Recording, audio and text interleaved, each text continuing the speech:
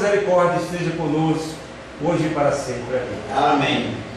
Glórias ao Senhor. Saúdo os irmãos e as irmãs com a paz do nosso Senhor Jesus Cristo. Amém. É um prazer estar mais uma vez nesta casa, é um grande privilégio do Senhor estarmos aqui novamente neste lugar, estas portas que se abrem única e exclusivamente pela graça e misericórdia do nosso bom Deus.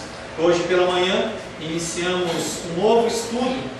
Nós iniciamos o estudo da oração. Qual avalia, qual o motivo para que nós temos que orar? Foi uma palavra bem dura. Você é convidado a assistir isso pela internet, já está publicado na internet, para você poder acompanhar, você que não pode estar aqui. E também começamos hoje a trabalhar uma nova bem-aventurança, a bem-aventurança que fala que bem-aventurados são os mansos, porque deles serão a terra. Nós estivemos trabalhando pela manhã esses dois temas e vamos continuar trabalhando nos próximos domingos. Convido você a vir, se possível, se não, que você possa estar assistindo pela internet. Glórias ao Senhor. Semana passada, estivemos meditando sobre o tema Jesus, o caminho de liberdade e esperança. Somos carentes de Deus, é uma grande verdade. As coisas espirituais geram em nosso coração uma falta, uma dependência. Buscamos satisfação muitas vezes em coisas temporais que podem nos dar apenas prazer. Mas na verdade, o vazio de Deus, ele continua. O vazio de Deus, ele permanece. O versículo que ficou da semana passada foi João capítulo 4, verso 28, que diz: A mulher, então, largando o cântaro, foi à cidade e disse ao povo: Vinde comigo e vede um homem que me disse tudo quanto tenho feito. A mulher samaritana percebeu isso. As pessoas da cidade, ao qual ela foi dar o testemunho, também ouviram isso e a acompanharam até o poço de Jacó. E a nós também é feito um convite para que nós deixemos o cântaro, o jarro, o pote das nossas preocupações, aquilo que nos prende, as atribuições, as nossas múltiplas tarefas que nós tentamos abraçar durante o dia, que nós possamos colocar essas coisas de lado e nós possamos correr em direção à cruz. A palavra de Deus de hoje tem como título Jesus, a semente, Jesus, o semeador, e Jesus, o ceifeiro. E você pode ver que ele é a semente por excelência, ele é o semeador, é o nosso exemplo, e ele é o ceifeiro acima de todos os outros. Quero convidar você a abrir a palavra de Deus no Evangelho de João, capítulo 4. Evangelho de João, capítulo 4, verso 28 em diante. Evangelho de João, capítulo 4, verso 28 em diante. Nós já passamos por toda a história da mulher samaritana junto ao poço de Jacó.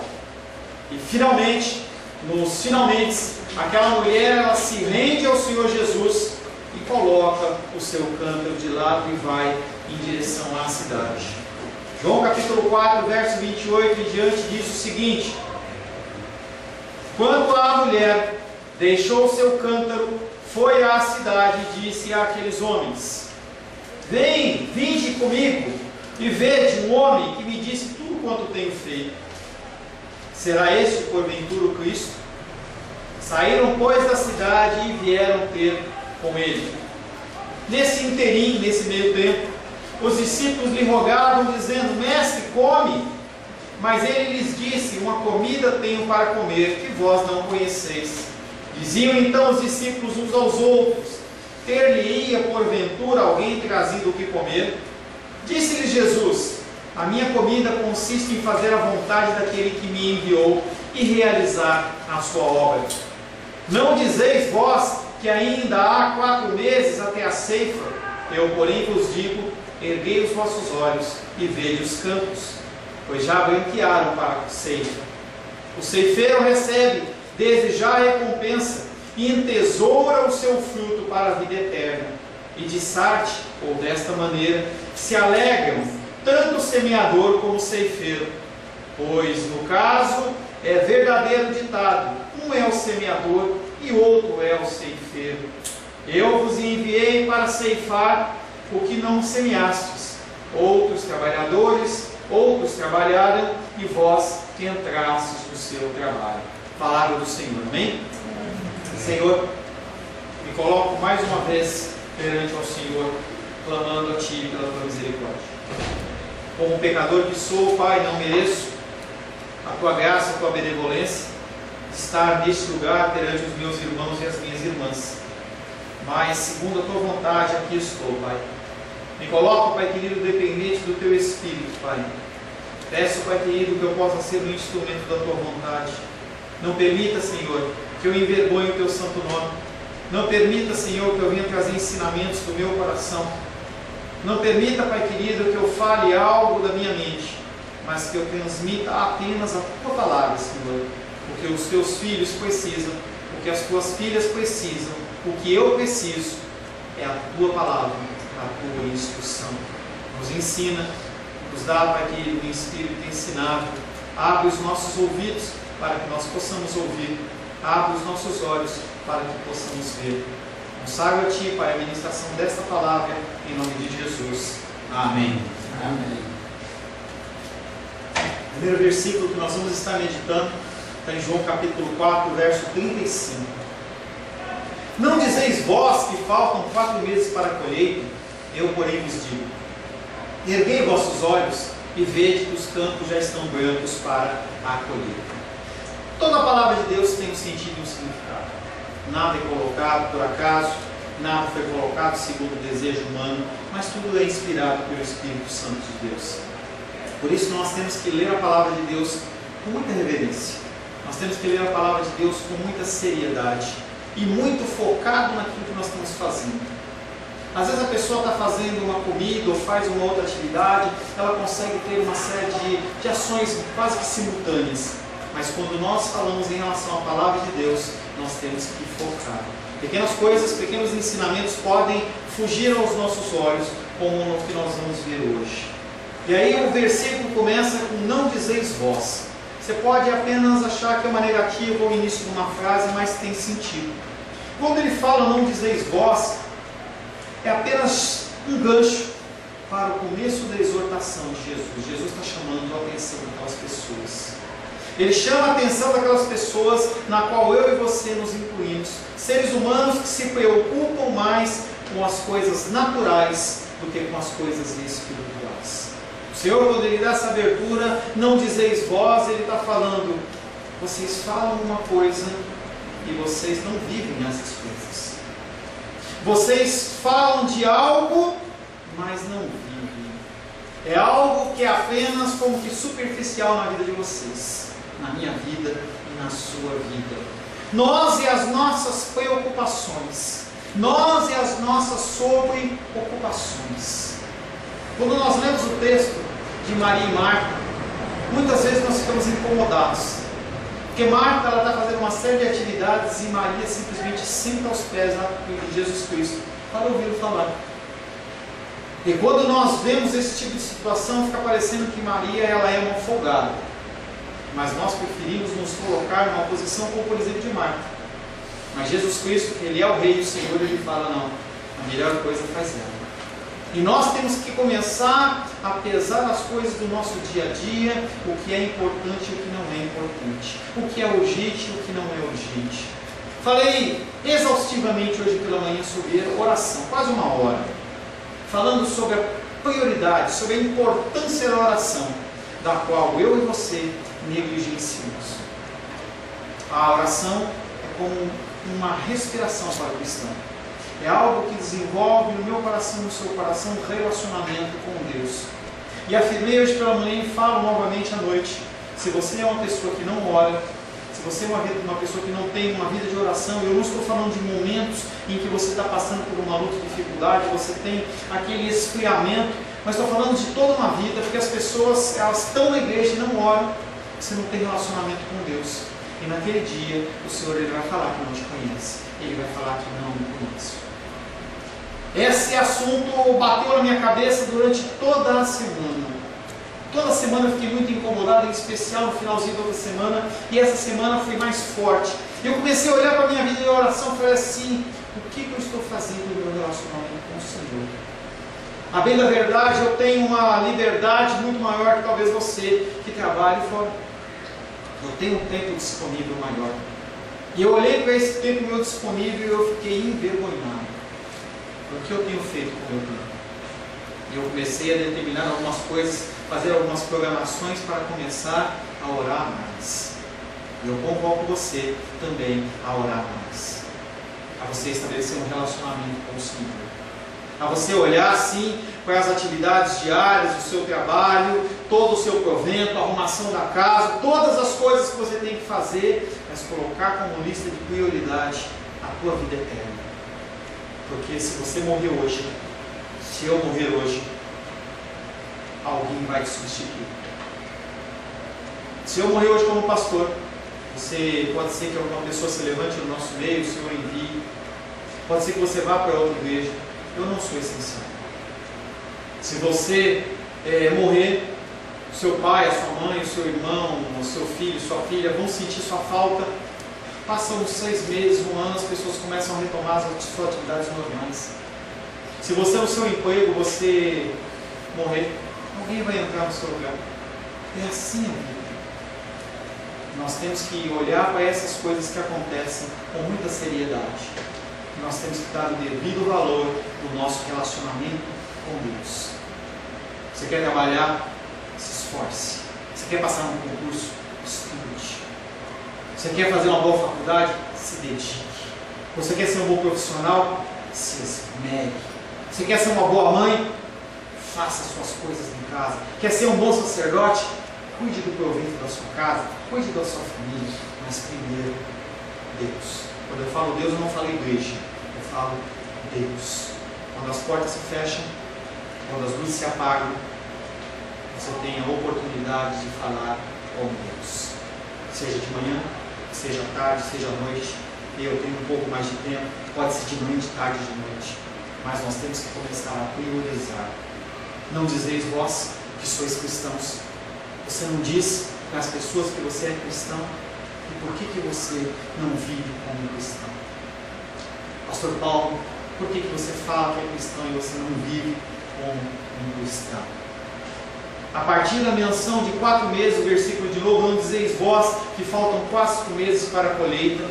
Podemos datar esse incidente por volta do mês de dezembro, janeiro, porque a colheita ela acontecia na primavera. Então, 4 meses para a colheita.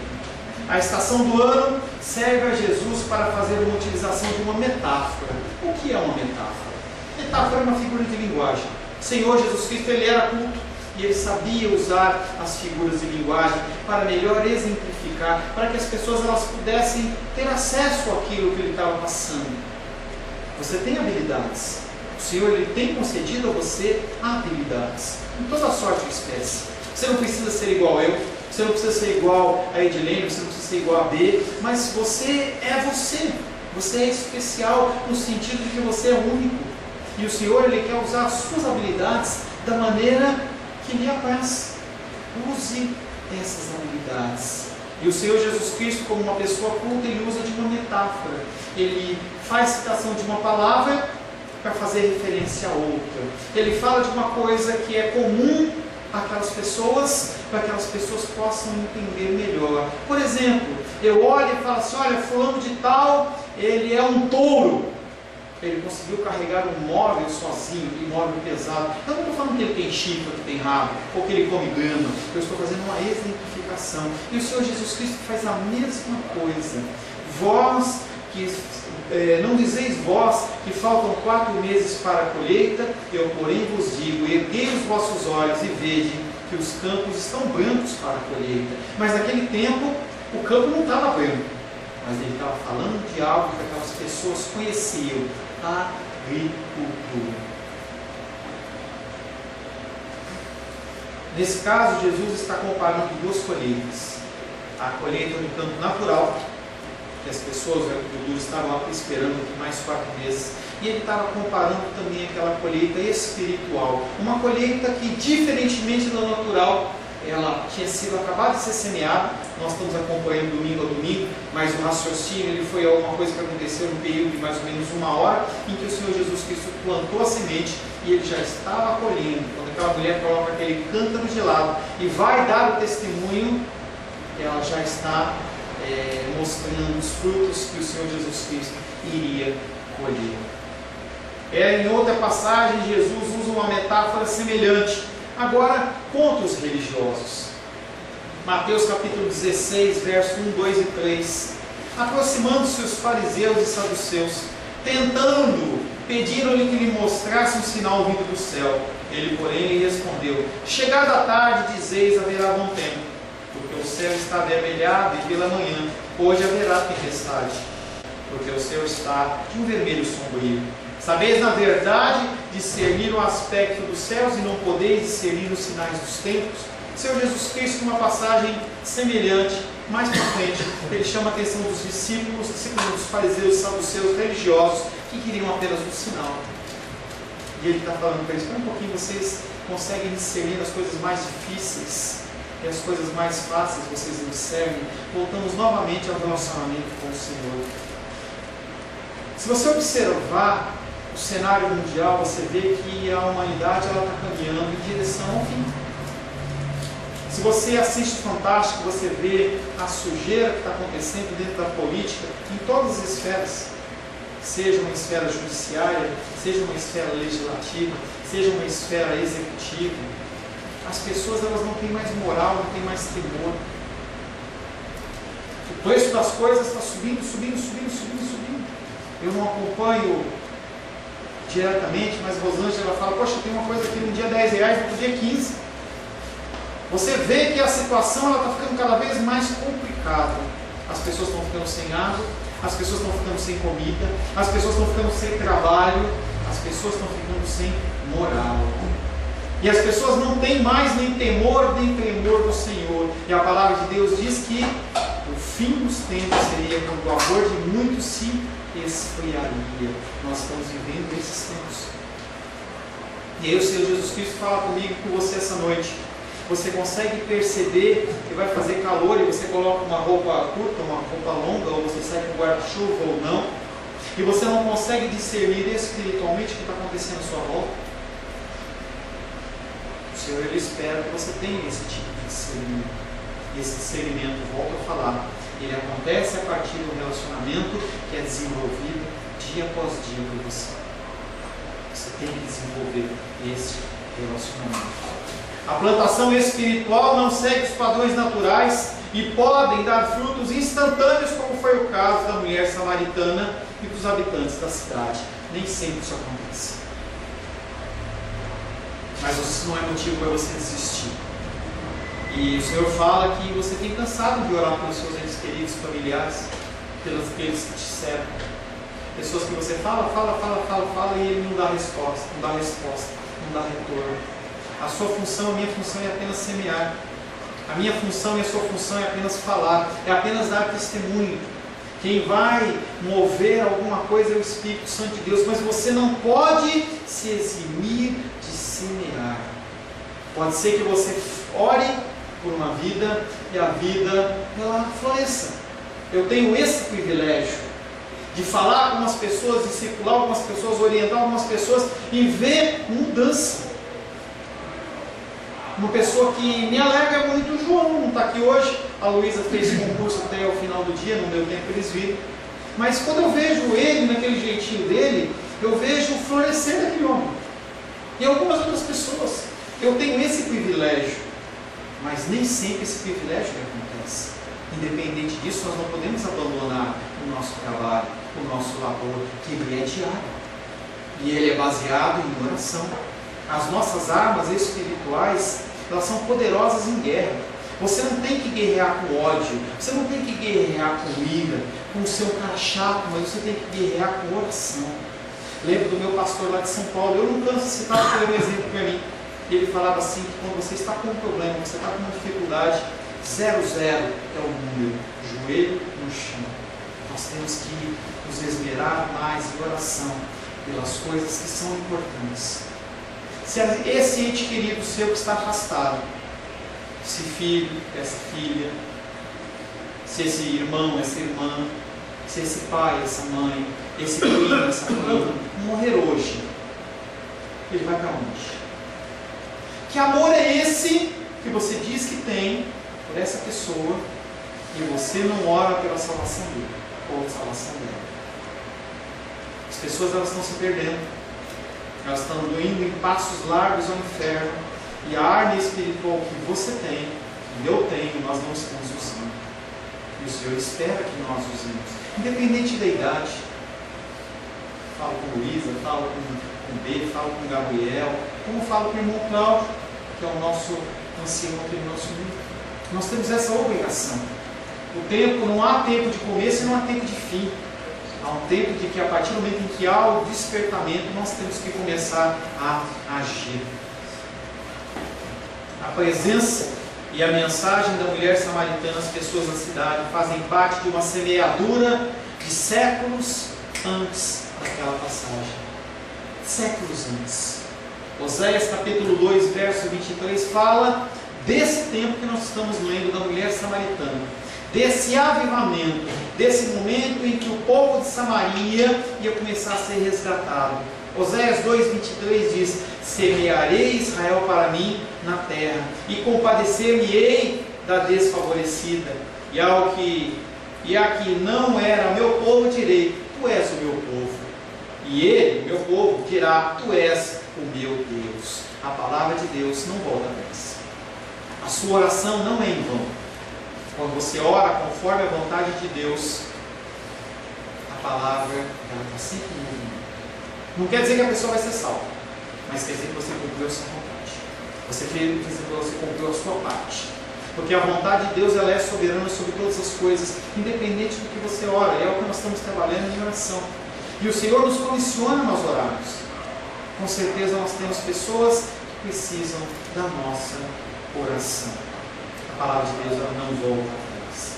As palavras de Jesus soam como cantos de vitória: semear e colher simultaneamente. Que maravilha! Você planta e já colhe.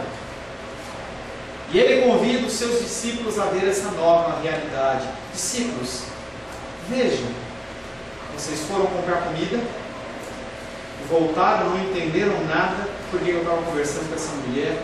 Olha o fruto. Uma convertida, outros estão vindo.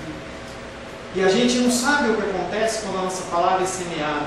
Tem um pastor amigo meu lá de São Paulo, que eu e Rosângela, a Luísa era pequenininha, sempre veio com a gente. A gente fazia um trabalho com eles lá, uma igreja bonitinha, mas vazia. E eles estavam lá, muitas vezes ele fala comigo, diz assim: Paulo, só eu e você, Rosângela, sabíamos que quantas pessoas tinham por trás da câmera. Eu filmava os cultos dele, como a gente faz aqui. E a gente filmava o culto, e eram nós três, nós quatro, mais ninguém. E aquela palavra foi circulando, circulando, circulando. Hoje a igreja dele, para a glória e honra do Senhor, está cheia. Porque as pessoas, elas começaram a receber essa palavra em lugares diferentes do Brasil e começaram a convidar, e o ministério dele começou a crescer. Uma oração que você faz, uma palavra que você dá, pode mudar vidas. E você não pode se eximir de falar. Eu não tenho capacitação. Fale como você. Você não vai ser cobrado por algo que você não sabe, mas você vai ser cobrado por algo que você sabe. E aí eu vejo Gabriel, B e Luísa em idade escolar, Gabi também, Paulinho também. E ninguém cobra você uma prova de algo, pelo menos não deveria, de algo que você não aprendeu, ou que alguém não te ensinou. Naturalmente você é cobrado de coisas que você aprendeu. E o que você já aprendeu já é suficiente para você falar do amor de Deus. A esterilidade de Jerusalém e da Judéia, conforme nós vimos em João capítulo 1, capítulo 2, capítulo 3, onde Jesus estava anteriormente, transformou-se na fecundidade de Samaria. O Messias, que era esposo, encontrou em Samaria a sua esposa. Se em Jerusalém ninguém aceitava o seu testemunho, e nós vimos isso em João capítulo 3, versos 31 e 32, quem vem das alturas certamente está acima de todos. João falando de Jesus. Mas quem vem da terra é terreno e fala da terra. Quem veio do céu está acima de todos e testifica o que tem visto e ouvido. Contudo, ninguém aceita o seu testemunho. Jesus Cristo falou as mesmas palavras lá em Jerusalém e as pessoas não aceitaram o seu testemunho. No caso desse momento da palavra, em João capítulo 4, verso 30, aquelas pessoas aceitam Jesus. João capítulo 4, verso 30, após eles ouvirem o testemunho daquela mulher, coisa simples, eles saíram, pois, da cidade e foram ter com Jesus lá no poço de Jacó, no mínimo, para descobrir se era verdade o que estava acontecendo. E você vai ver com muita alegria nos outros domingos, quando a gente falar, que aqueles homens vão falar assim: olha, nós viemos aqui porque ela falou, curiosidade. Mas hoje nós acreditamos no Senhor porque nós ouvimos a tua palavra. Nós temos que ser apenas a ponte. Nem sempre nós vamos escolher. Nem sempre nós vamos escolher. Há algo que acontece que chama-se graça irresistível. Algo que em algum momento da sua vida te alcançou.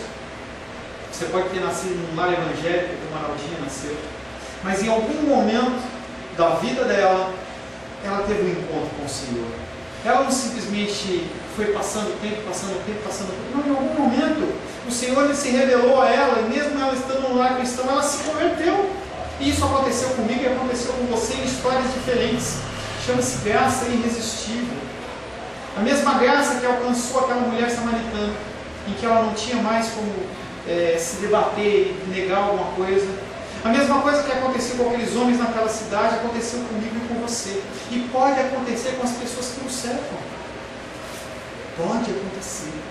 O meu testemunho, o seu testemunho, a minha palavra, a sua palavra, orientada pelo Espírito Santo, pode sim fazer a diferença. Nós não podemos nos eximir de falar do amor do Senhor. A semeadura foi feita e a colheita já presente convida a colheita, a ceifa. E isso é um estímulo para os discípulos. A frase de Jesus explica e confirma o que aconteceu com a mulher à beira do poço. Aqueles homens, quando chegaram com comida da cidade de Sicar, eles encontraram Jesus falando com aquela mulher e não perguntaram por que ele estava falando. Mesmo assim, o Senhor Jesus Cristo lhe traz o ensinamento e explica para aqueles homens o que aconteceu, qual que era a motivação. João capítulo 4, verso 36. O ceifador já está recebendo o seu salário e recebe fruto para a vida eterna, de tal modo que aquele que semeia e aquele que colhe se alegram juntos. A vontade do Pai expressa agora em termos de semeadura e ceifa. Aquele mesmo texto que Jesus Cristo, quando os discípulos falaram com ele assim: Jesus Cristo, come! E nós demos até risada naquele negócio, porque parece uma comédia. Jesus Cristo tratando de assuntos espirituais, aquele homem está falando assim: come Jesus, come Jesus, come. E Jesus Cristo fala assim: não, a minha comida consiste em fazer a vontade daquele que me enviou e realizar a sua obra. E aí nesse versículo 36 ele fala exatamente desta comida. Ele fez a vontade do Pai e ele estava satisfeito. Esta palavra não voltará a aparecer até o versículo que é tema da nossa igreja. Lá em João capítulo 12, verso 24. Em verdade vos digo, se o grão de trigo caindo na terra não morrer, fica ele só, mas se morrer, produz muito fruto. Esse versículo que nós escolhemos como versículo representativo da nossa igreja diz muito. Está falando de morte. Está falando desse grão de trigo que é Jesus. Nesse versículo está falando de Jesus Cristo. Se Jesus Cristo não morresse, se ele não ressuscitasse, o trigo morreria. Não teria sentido. O apóstolo Paulo fala que se Jesus Cristo não morreu e ressuscitou, a minha fé e a sua fé é vã. Nós estamos perdendo tempo. Essa palavra não voltará a aparecer até o versículo 12, verso 24. A hora da ceifa será precedida da sua morte, da morte de Jesus, onde estiver terminado o projeto de Deus. Essa ceifa verdadeiramente ela começa a ocorrer a partir da morte de Jesus. João 19:30 diz: quando, pois, Jesus tomou o vinagre e disse: está consumado, e inclinando a cabeça, ele rendeu o seu espírito. Naquele momento ele fala: Senhor, eu cumpri tudo o que foi dito sobre mim. Tudo que o Senhor definiu que eu fizesse, eu cumpri. Está consumado. Essa semeadura do grão, que é o próprio Jesus, Jesus, neste momento, Ele é a semente, Ele é o semeador, Ele é o ceifeiro. O ceifeiro cobra já o seu salário, que é o mesmo fruto que recolhe e que alega da mesma maneira aquele que fez a semeadura. Duas pessoas, um semeou e outro está colhendo. Os dois são contentes, porque estão vendo o fruto do seu trabalho. Ambos trabalharam em mira a colheita. A finalidade era a mesma, por isso a alegria ela é comum. Amós capítulo 9, verso 13 diz: eis que vem dias, diz o Senhor, em que o que lavra segue logo ao que ceifa, e o que pisa as uvas ao que lança a semente. Os montes destilharão mosto, e todos os outeiros se derreterão. E aqui está falando sobre avivamento. Está falando que a partir do testemunho seu, através de uma palavra sua, o fogo do Senhor, que é juízo, pode começar a constranger as pessoas e elas começam a se arrepender. Porque as pessoas elas têm um entendimento errado de fogo. Quando se fala de fogo na palavra de Deus, não está falando sobre uma coisa boa, está falando sobre juízo de Deus. E a gente acha que o fogo é você estar elétrico. Não, você pode até dar esse tipo de nomenclatura, mas o sentido de fogo na palavra de Deus é juízo. E o juízo ele está se aproximando, tanto o meu, como o seu, como de toda a humanidade. Em algum momento desse tempo, o teu testemunho vai fazer a diferença. Talvez a tua classe de escola se incendeie com a presença do Senhor. Talvez o seu trabalho, talvez a sua família. Cabe a mim e a você apenas semear. Jesus, portanto, está dizendo que a era escatológica começou em seu ministério. O fim dos tempos começou, no qual a semeadura e a ceifa estão vindo juntas na colheita do fruto.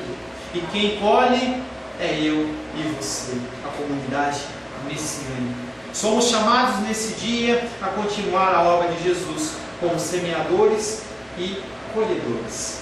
Pode ser que você semeie, pode ser que você colha, são funções específicas.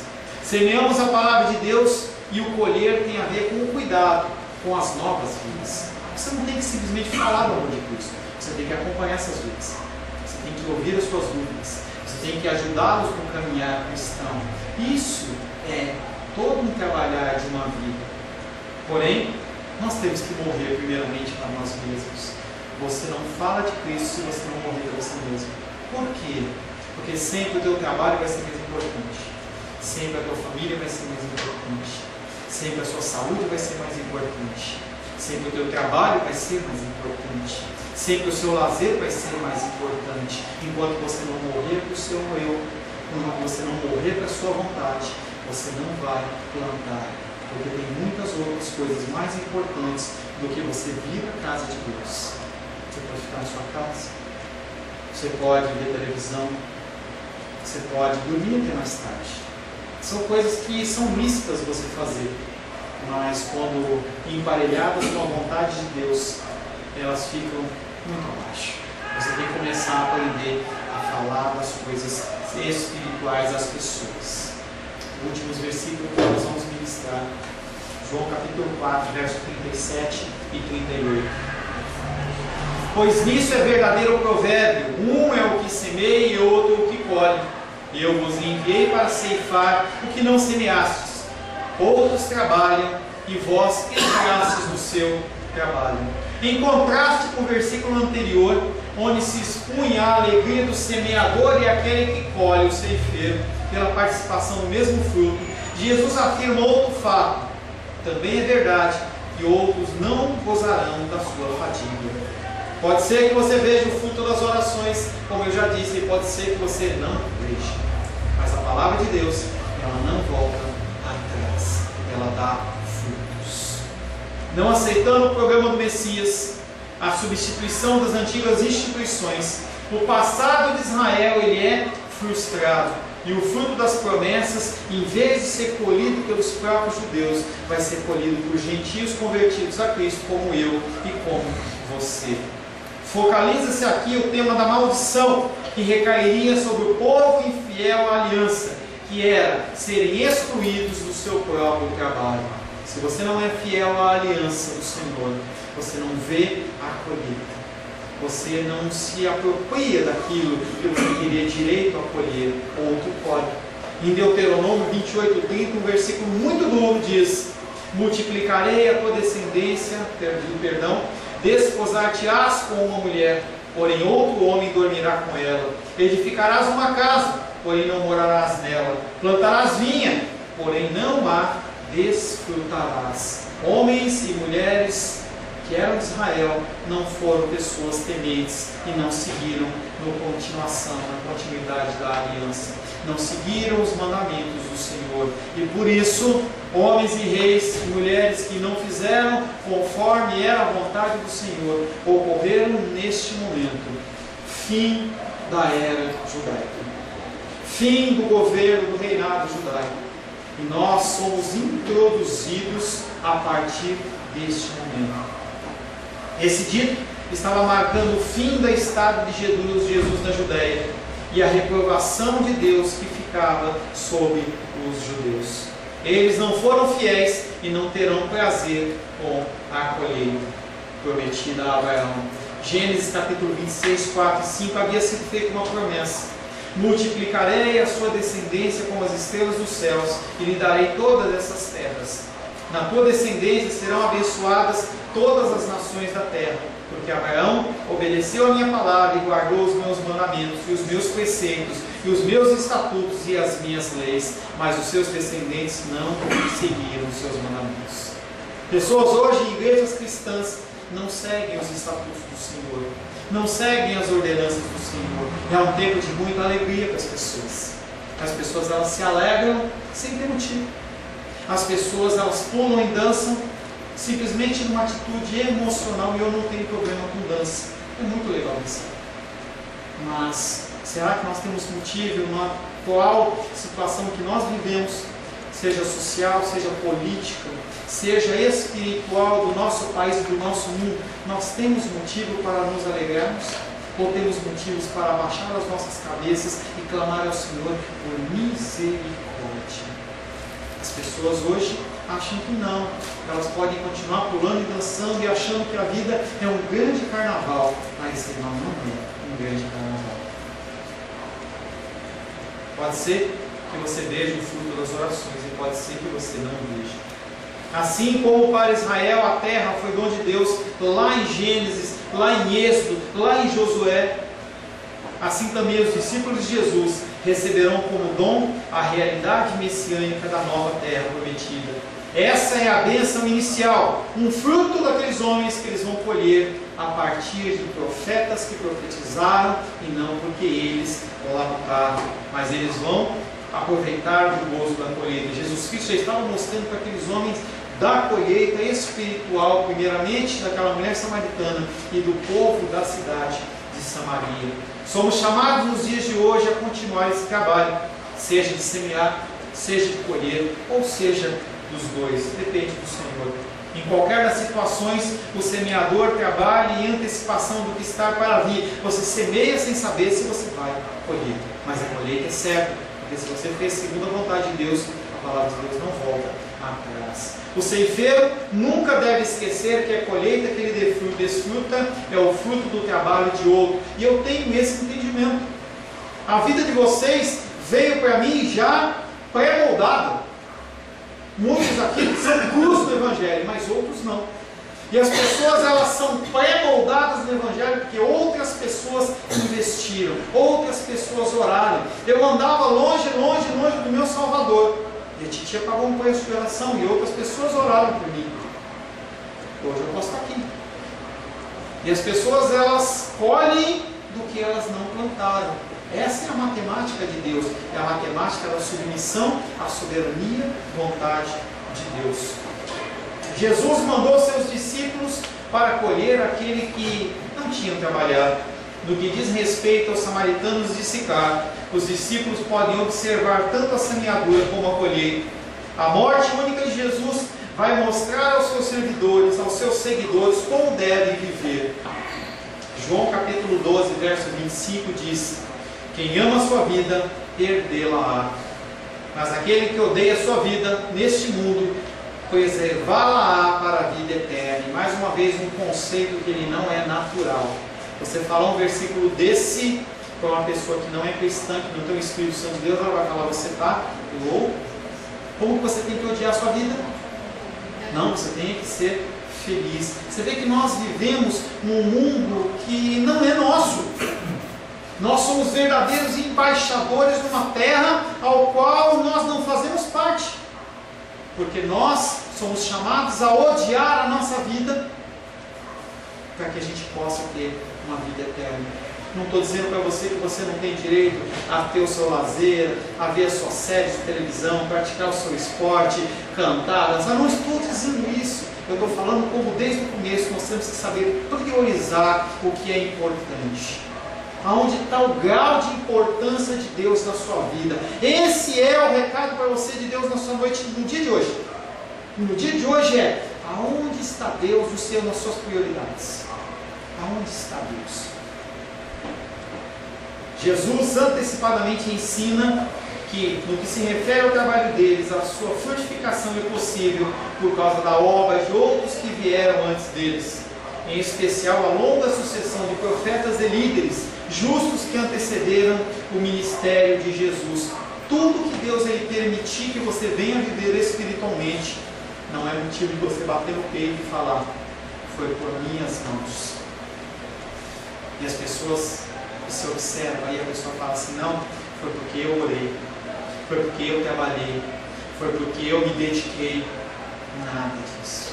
Nós somos apenas instrumentos nas mãos de um Senhor Todo-Poderoso. Jesus e seus seguidores chegam naquele momento da história da redenção, quando a colheita escatológica do fim dos tempos ela começa. Quantos semearam e não participaram da colheita? Hoje você tem nas suas mãos uma Bíblia. A Bíblia está com a mão no colo. Essa Bíblia que você tem nas mãos, ela foi escrita com sangue. Pessoas morreram para que você pudesse ter essa Bíblia nas suas mãos. Você não conhece a história, talvez, que você não saiba qual foi a dificuldade para que uma pessoa traduzisse uma Bíblia do latim para um alemão originalmente, para um alemão para um inglês, para um francês. As pessoas, elas morriam. As pessoas hoje em dia, elas morrem. Se você for para o Iraque, se você for para o Irã, uma Bíblia escondidinha dentro da tua mala, e se porventura na alfândega alguém abrir sua mala, pode ser que você nunca mais venha ver a luz do dia. Simplesmente que você carrega um livro que fala da palavra de Deus. Pessoas morrem para que você possa ter o que você tem hoje. Nós somos convidados a entender essa preciosidade, esse privilégio de nós vivermos num país que se chama Brasil.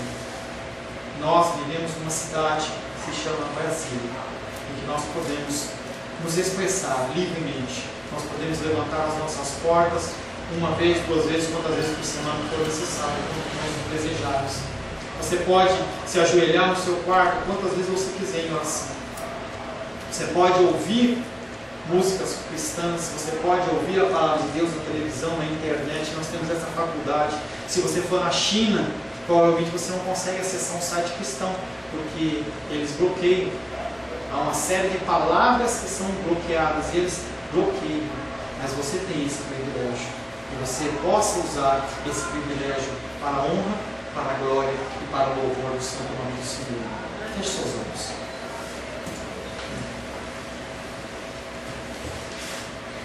Senhor, nessa noite nós colocamos a nossa vida nas tuas mãos mais uma vez. Nós queremos, Pai, poder ouvir a tua voz. Nós queremos, Pai, poder ter o discernimento do teu Espírito em relação à manutenção do nosso tempo. Nos ensina, Pai, a viver a vida que o Senhor nos deu. O Senhor não nos separou para nós ficarmos enclausurados, para que nós não conversemos com as pessoas, para que a gente não possa desfrutar desse mundo maravilhoso. A primeira coisa que o Senhor ia fazer era fazer um mundo preto e branco, não ia fazer um mundo colorido. Mas o Senhor fez porque nós temos que desfrutar, sim. Mas nos ensina, Pai, a priorizarmos o Senhor. Sim, temos que trabalhar, sim, temos que estudar, sim, temos que ter comunhão com as pessoas que nos rodeiam, os nossos familiares, mas primeiramente o Senhor. Revela-nos, Pai, a tua vontade, constrange-nos, Pai, Constrange-nos, Pai querido, a vivermos segundo o Teu querer e segundo a Tua vontade. Nós possamos ser encontrados, Pai, como filhos e filhas amadas em quem o Senhor tem prazer. Nos abençoa, Pai querido, com essa palavra, com o entendimento dela, em nome de Jesus. Amém. Glórias ao Senhor. A paz seja convosco. Meu nome é Paulo César. Eu sou pastor da Igreja Cristã Semente de Vida, aqui em Brasília, Distrito Federal. Me alegro que a palavra tenha te alcançado. A palavra faz isso. Ela alcança as pessoas aonde quer que elas estejam. E você foi agraciado com esta palavra. Não que eu tenha nada especial a te dizer. A palavra ela é suficiente e ela usa quem ela quer. E eu me alegro por ter sido um canal para poder te abençoar. Mas eu quero te dizer que não basta você ser um ouvinte. Não basta ser uma pessoa que se alegra quando você ouve a palavra de Deus. A vida ela é feita de decisões. Se você está ouvindo essa palavra hoje, eu creio que o Espírito Santo tem um propósito especial com você.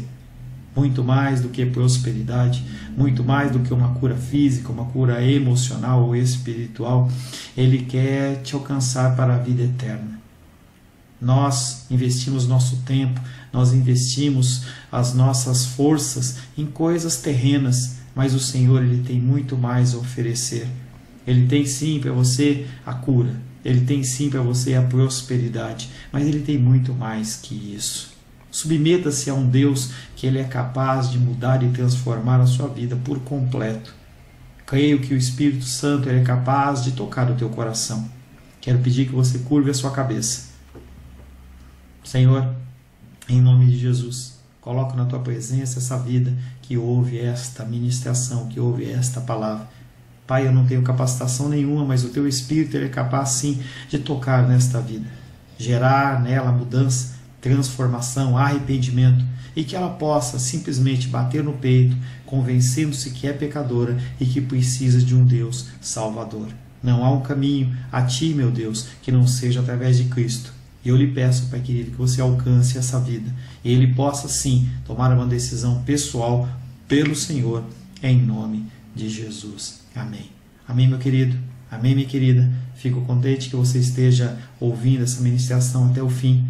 E peço que você não se limite a ouvir os cultos pela internet. Você procure perto da sua casa uma igreja, um lugar que proclame a palavra do Senhor. Eu oro para que o Espírito Santo te direcione nessa busca, porque muita coisa tem sido oferecida que não é o Evangelho. Eu abençoo a sua vida em nome de Jesus. Amém.